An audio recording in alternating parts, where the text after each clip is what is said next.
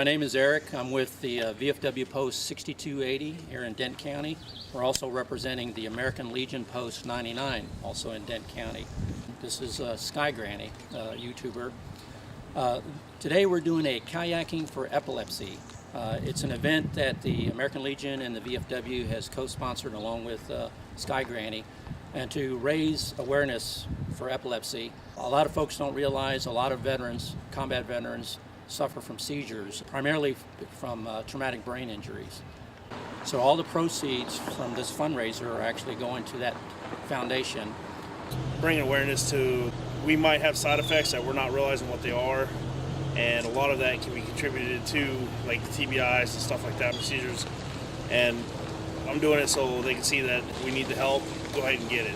So being out here is a way to show them that we can do it. I went a lot of years without dealing with TBI and PTSD.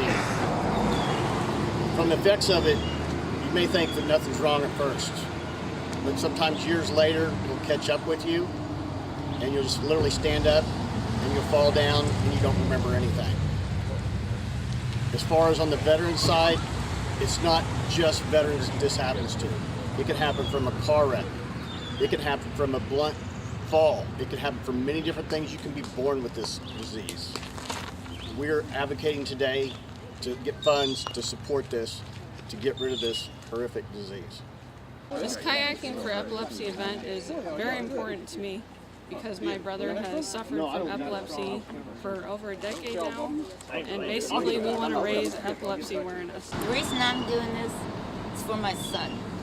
I've watched him endure living with epilepsy for over a decade. I've seen the impact on his life, what it's taken away from him, the misunderstanding that people have about epilepsy and how it affects your life. Epilepsy affects more people than cerebral palsy, muscular dystrophy, multiple sclerosis, and cystic fibrosis combined, and causes more deaths than breast cancer, or prescription overdoses, or skin cancer, or drunk driving accidents.